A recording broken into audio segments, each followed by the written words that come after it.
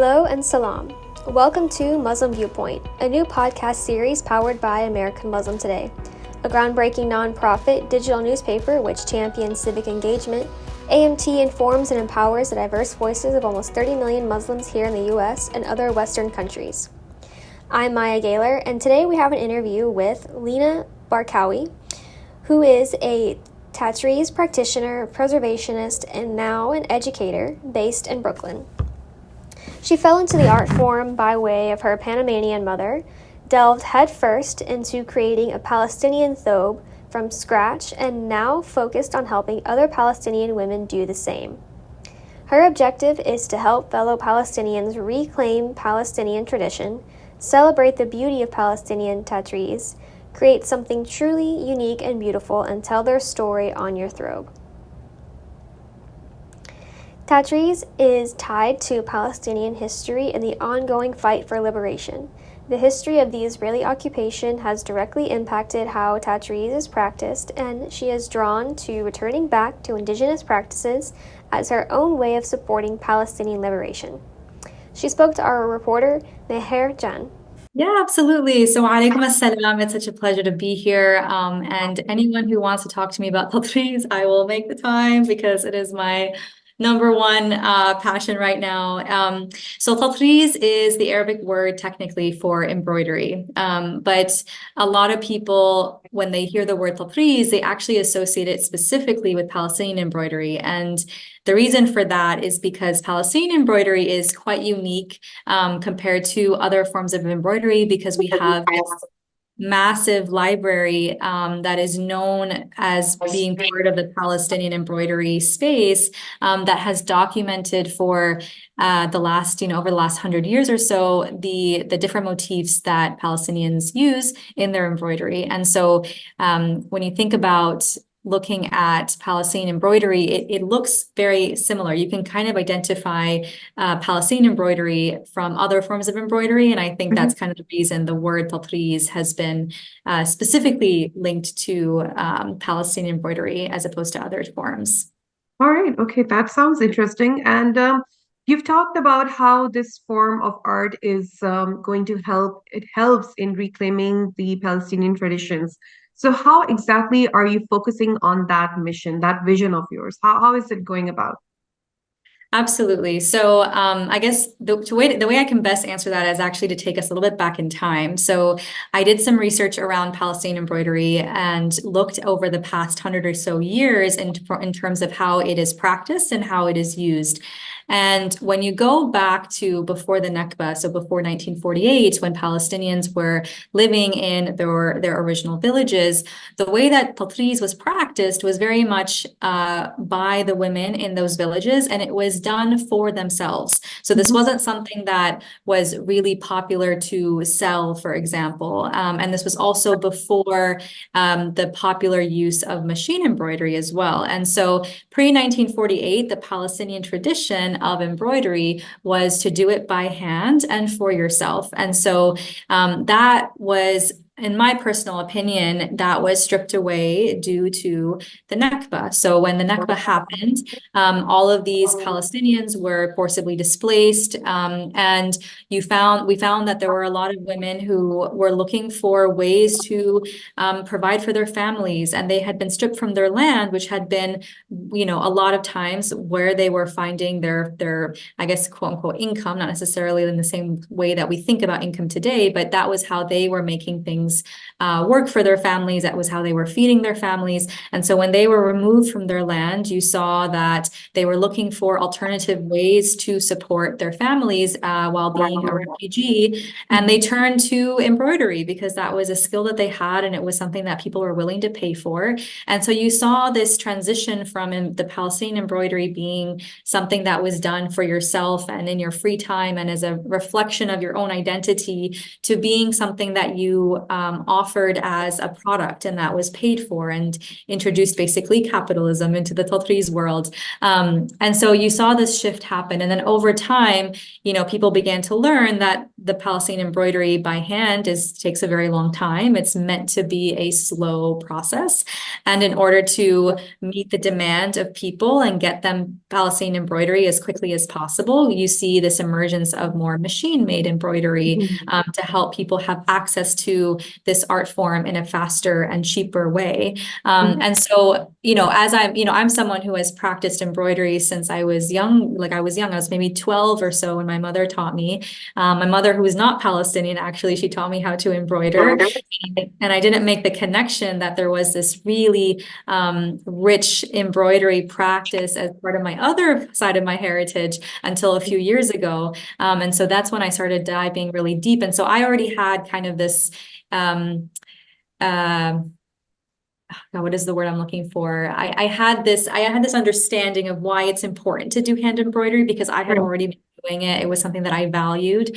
And so I went into this research as someone who values hand embroidery, and then learning all of this made me very upset, I guess, in a way, and very frustrated that this isn't something that everyone knows about. Because if Palestinians knew about this, if they knew about how unique their Palestinian embroidery traditions are, why wouldn't they want to pick up a needle and start doing it themselves, again, for themselves, not because they want to sell it? And so that was when I started kind of, my journey has evolved, over the years. And now my focus is to help basically other Palestinians in the diaspora who have been disconnected from their heritage in some form, in some way, get reconnected through the tool of Palestinian embroidery, because it is something that is so rooted in our heritage, our culture, our traditions, but also our connections to the land and our connections to each other as fellow Palestinians. And so that's kind of how everything kind of evolves. But that's, I guess, to answer your question. Yeah, it does. It does beautifully. It does. Let's just talk about Afrizi. You, as you said, you started embroidery and from a very young age, and then of course you didn't keep the craft to yourself, and you wanted to share it with the community. So, looking at the kind of strong community that you've already built in Brooklyn, I mean, from the time that you started till now, are you happy and satisfied with the kind of awareness you have been able to create? Well, so I would say community actually for me has been built more, not necessarily locally specific to Brooklyn. So I feel like there's like a whole other conversation that we can go into, whereas, a lot of this also emerged during COVID. So before COVID, not many people were, like, I wasn't personally super aware of Tatreez. It wasn't something that I saw on social media. Maybe I wasn't looking for it, but it wasn't something that I noticed. And COVID, I think, enabled a lot of people to get curious about Tatreez, because it's something that you can do at home. It doesn't require you to be amongst other people, and it still kind of offers you this way to connect virtually. And so I feel like COVID actually helped build that community for me, like me as a member, and then me also as someone who is hopefully nurturing a bigger, broader Tatreez type of community. And so we used to start meeting, I started like noticing people having Instagram accounts. And that was, I think, when I created my own Instagram account that was dedicated to Tatreez, was during COVID. And so as we started finding each other online, we would connect virtually, and all of us are not in Brooklyn. That's like I was just very fortunate to have a couple of women who were kind of close by. One was in New Jersey, one is in Connecticut. And so we would meet every once in a while, but ultimately we were connecting with people all over the world. So I have Tatreez sisters, if you will, in California, in Australia, in Norway, and so many places in the world, and the Middle East, of course. So that's been kind of the community that has been built. And I think, it just goes to show the nature of the Palestinian experience in that, just in looking at that, we have been dispersed all over the world. The diaspora is a result of, a 75 plus year occupation. It's a result of the ongoing genocide. And so you can see that very clearly in just looking at this small subset of Palestinians. And that's kind of how the community has, that's where it's come from. And that's how it's kind of continuing to be built, is by making connections virtually. Great, great. I really think it is, making a huge difference. I've been going through your Instagram account, and of course, I went through your podcast account as well. And you're the co-host of a podcast by the name Tatreez Talks. So, if you could, Lina, enlighten us on that. What exactly do you guys talk about? What kind of topics do you cover?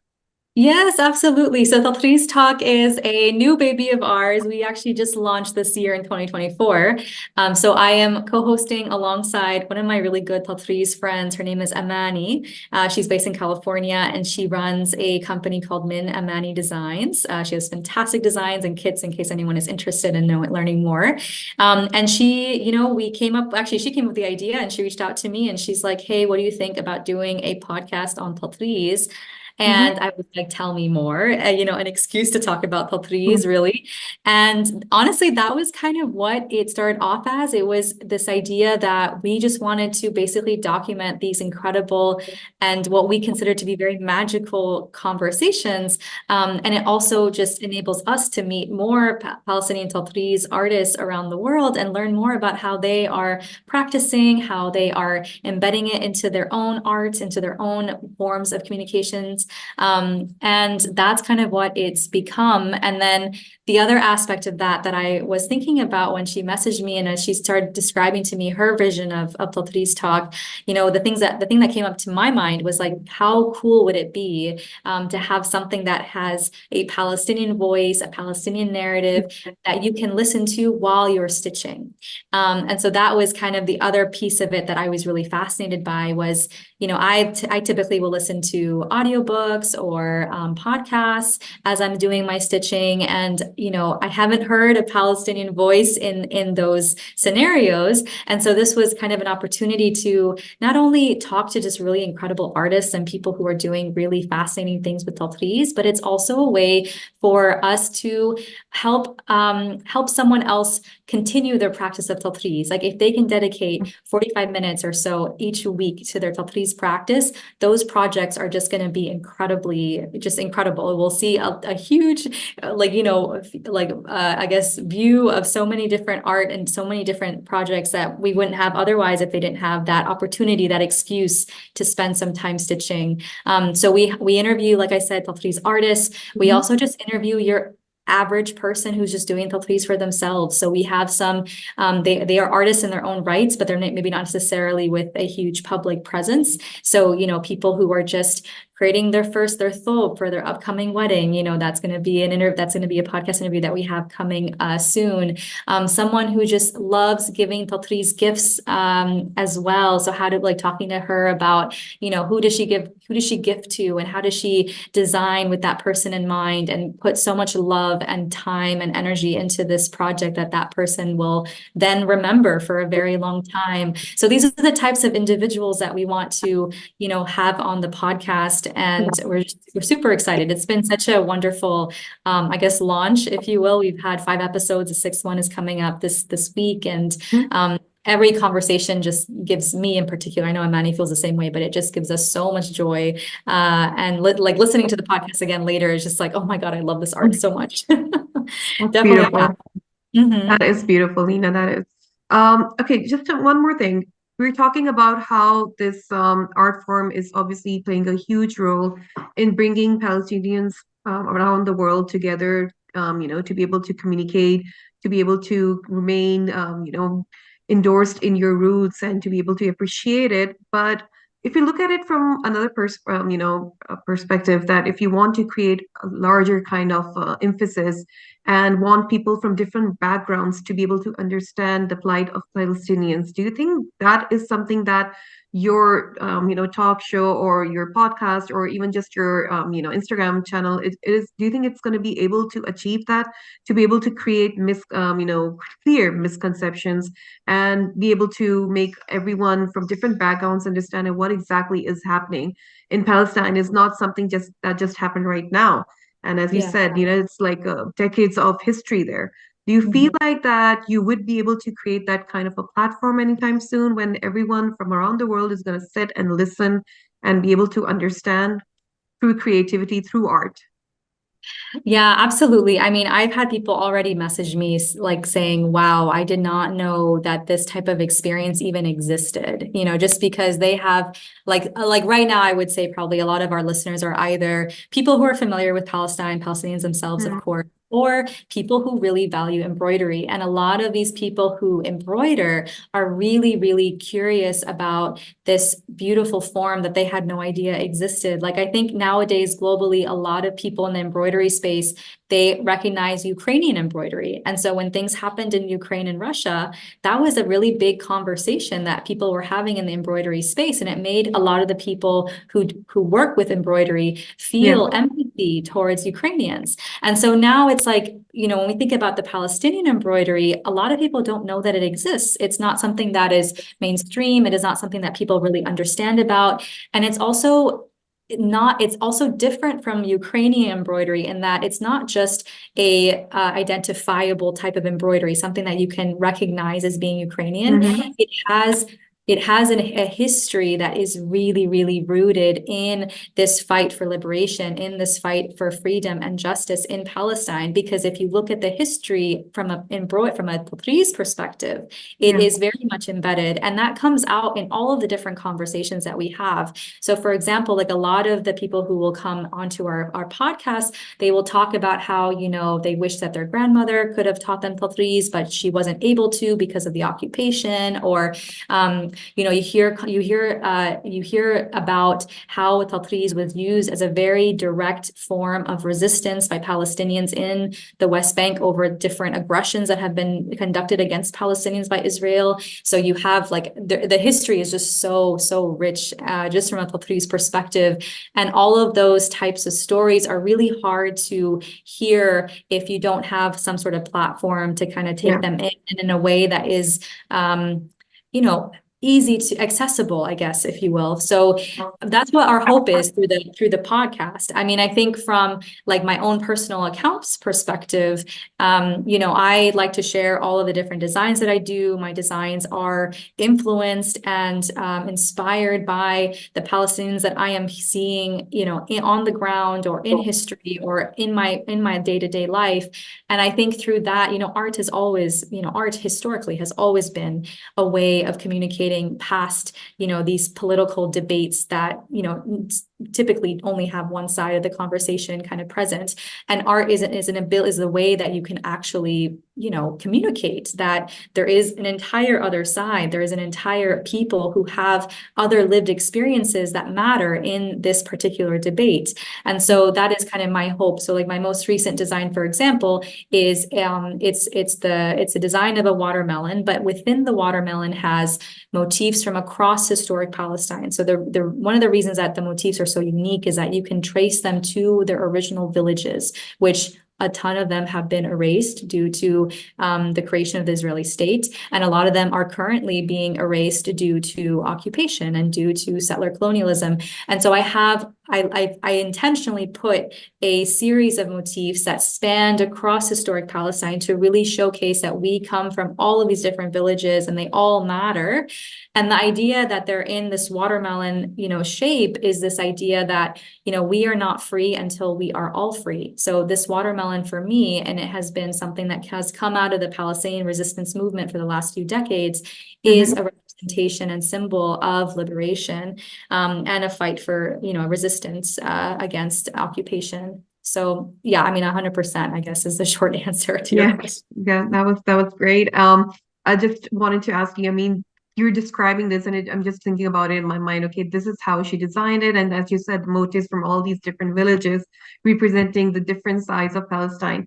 Wouldn't it be awesome, Lina, if you guys can actually host an exhibition or, an ongoing exhibition or something as such for people to actually come and see and feel the fabric and, just to Mhm. be able to glimpse at all these amazing creations. So, I mean, I would definitely, if you ever do have an exhibition, I'm going to be flying out to be in one of these because it definitely is going to create a lot of excitement and a lot of curiosity to be able to see that.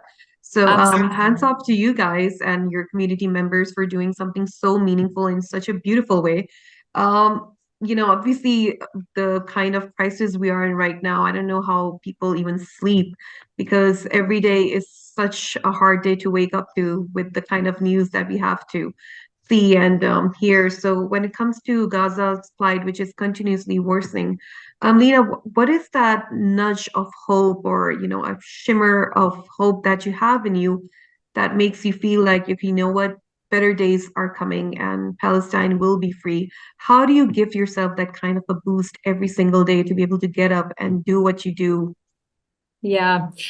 Yes, so it's a really, really good question. I mean, I think there are a few reminders that I continue to tell myself each day. One, me as a Palestinian just existing is a form of resistance.